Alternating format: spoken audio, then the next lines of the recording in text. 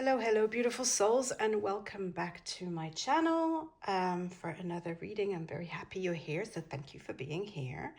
So this week, I'm called to work with the Green Angel Spritzer.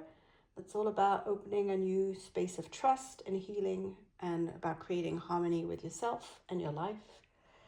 And it's a really good one to clear spaces and to help you disconnect from people's dramas. So it brings like a fresh and clear energy to any space or situation. So as usual, I'm going to spray my hand. I'm going to rub them, smell them, and then fluff my aura with them. So this week's reading, the subject is what inner shift is changing your relationships right now? You know, so within, so without. And so we're going to be exploring the inner shift happening within you and how this shift is quietly reshaping the relationships and alliances in your life. To do this, let's pull a card from my oracle deck. So what inner shift is happening within you? What inner shift is happening within you? And how will it reshape your relationships and alliances? What inner shape is happening within you? I'm not showing you. So we have the card of death and rebirth, or rebirth and death. They're kind of one and the same. Kuasawa na uewe ki aia ta'aAwaAh sakasi ushi anana ashi ayaka.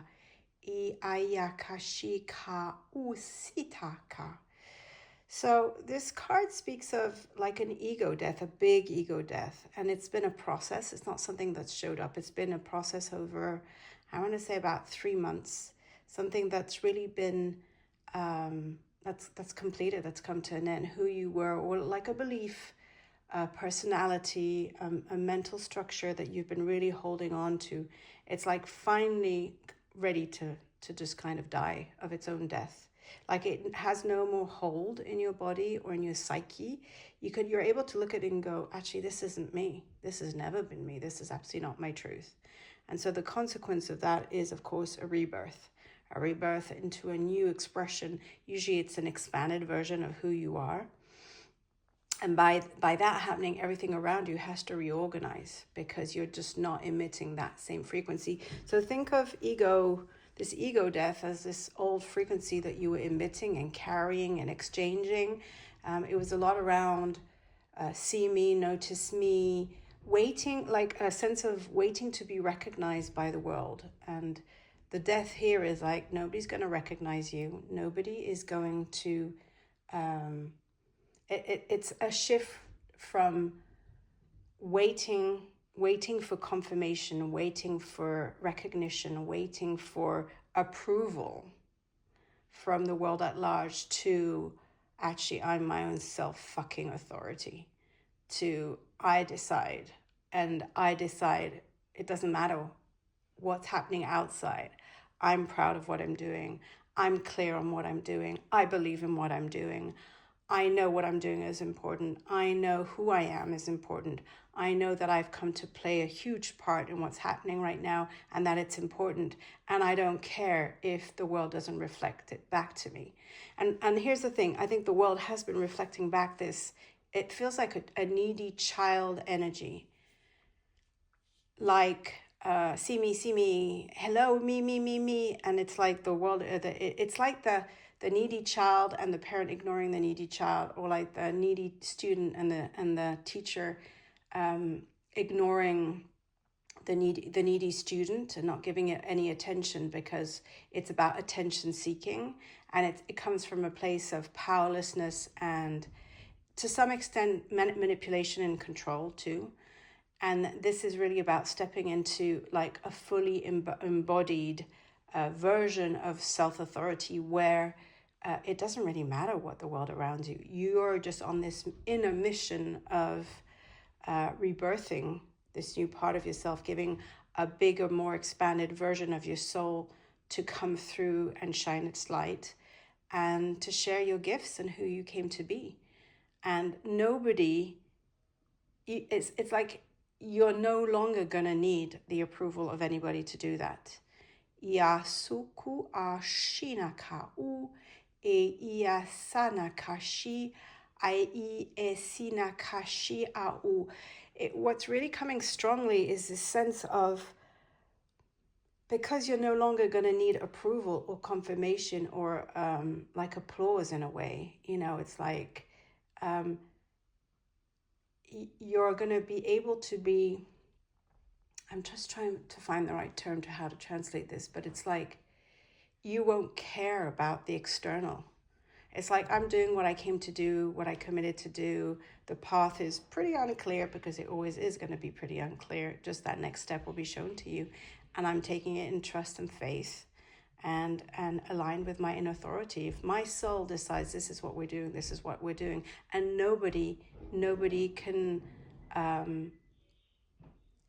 actually argue with that, because this is this inner authority piece that's really coming through, that's being really born in a big way. It doesn't matter what's happening around you. What really matters is this inner piece, this inner expansion that's really like crying out loud or screaming out loud, like this is what it's about. It's not about anything else but this piece, this big piece of inner authority. So I think how it's going to reshape your relationships is, instead of like being in this relationship where you're waiting for the other to acknowledge you in some way, this is actually about self-acknowledgement, right? And so if the other one doesn't acknowledge you, it doesn't matter. It's not about them. It's about you acknowledging yourself, and you continue. And so what it's going to do is it's going to pull away people who, are not supposed to be part of your life. I feel like this collective here has been looking for attention, approval, approbation, like the pat on the back. It always makes me laugh because I'm French and I was raised in a French school, and getting compliments from a teacher, extremely rare. Getting a pat on the back, extremely rare. Getting above 14, 15 out of 20, extremely rare. Whereas here, I've seen it with my kids, like they lose a cup, they lose like a soccer match. Cup, the whole team gets a cup for participation. I'm like, okay. So there's this mentality of looking for this approval as a sign of the, like the universe, right? The universe giving you this sign. And this is like this whole turnaround where you're never going to get this approval. What you're going to get is this inner approval. Have you done a good job? Does it feel good? Do you feel expanded? Do you feel like you've contributed your best in this moment? Are you feeling accountable? Can you step into that level of power, even if there's no external mirror to it yet? And I say yet because as you really step into this frequency of self-authority, the world around you has to shift. There's no other way, because what you're emitting now is going to be transmitted to different people, and different people are going to hear that transmission. It's like your needy transmission has been attracting people who are not interested. It has like this repulse effect. It's like you put a deodorant that's too strong, and and so it kind of repulses everybody. Whereas here you're going to be putting like you're going to be emitting a frequency that has like this unique scent, and that really is very actually magnetic and attractive. But it might not happen right away. What it's really going to do, it's about building this inner power from which you will be transmitting. So it's really this inner job we always talk about. If there's anything else that wants to come through, I'm just going to pick a few tea leaves. Let's see how many want to come through. Okay, I think we have good. So we have the lobster, financial pinch. Interesting. Okay, I'm not going to say anything about that one. You're on the road to success. And advice from a friend. So we had this card last week too. So there's somebody who wants to give you some advice, which I think could be really, really useful, and you're not paying attention to. So you might want to reach out to somebody who's been maybe saying the same thing to you over and over and over again, and you're not listening to. Who around you has this kind of consistent message about something that you've been ignoring. That's what I would say. So the financial pinch, what it makes me think of is as you pull back your energy and you start transmitting, you might go through a phase which can be scary or not. And that, again, once again, it's a question of perspective, where you might be making a little bit less money, or the fear is that you're going to make a little less money. So instead of putting out that pleasing energy, maybe in the way you create, maybe in the way you put yourself out, the fear that you're going to have less following, less clients, less, I guess, external exposure, could lead to definitely a fear of financial pinch, but also just maybe to a financial pinch. You might be making a little less money as you regroup, and it's just to expand better. So remember, it's the death, so that you can be reborn in a different way. So you can expect a whole new following, a whole new group of people who are going to gravitate towards you, and who you don't need to convince. You don't need to, you don't need to beg in a way. Like, buy me, see me, listen to me, I'm important. This is like this deep-rooted inner sense of self, of the soul, going, no, actually, I don't give a shit about what everybody's saying. This is what my soul wants to do. This is how my soul is going to do it. And I'm going to attract people who are going to help me do it this way. And it's a completely different energy. It feels really nice. Let's see if we can get one more around the financial pinch. Is there anything that would help the financial pinch? Ooh. Something in August.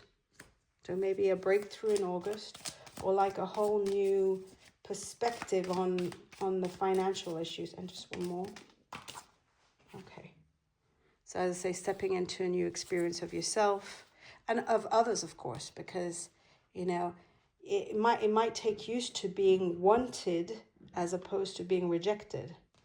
It might take some effort to, the word that's coming up is guilt, to not feel guilty for being wanted, for, think of it this way. If your ego has been used to thriving off the drama of not being wanted and of it being such an effort, and this neediness, like the ego has been feeding off the neediness and the sadness and the guilt and everything that's under, all those emotional undercurrents that come from when you were very young, and even probably from a past life. It's gonna take maybe a little while for you to become really comfortable with being wanted. It might feel suffocating initially. It might feel daunting, the words that come through. It might feel very unusual, very uncomfortable. And so it's about getting, the feeling that comes through is like, I don't know if you've ever had somebody who was really in love with you and they just wanted nothing else but to serve you. And when you're not used to that, it feels super suffocating. It feels, oh my God. And so it's about surrendering into that feeling of suffocation, and knowing that not only are you worthy, but this is really your next step. This is this inner rebirth that's happening, where you're going to be surrounded maybe by people that you're going to feel initially suffocating, or that's going to trigger this feeling of suffocation.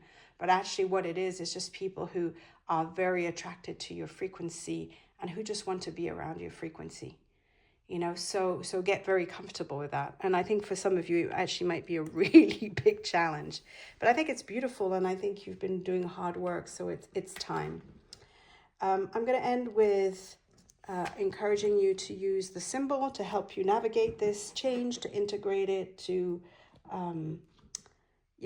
sleep with it, work with it, have it on your body, like meditate with it, put it on the certain chakras that it likes to be on, and just let it work through you. This is your spiritual ally, as always. As you can see, I brought in all the love. Look at this beautiful thing, this beautiful crystal that I just got. I'm so in love with it. It's on my self-love altar in the southwest corner, with these big hearts and this love candle. So in love with this. So hope this helps for the week, and if the message resonates, of course, the TaA GeE aAwaAh bond goes deeper into soul templates and inner shifts that allow the right alliances and support to meet you in real life. And I'll put the link below in the description box. Have a beautiful week, and sending you lots of smooth deathing and rebirthing. Namaste.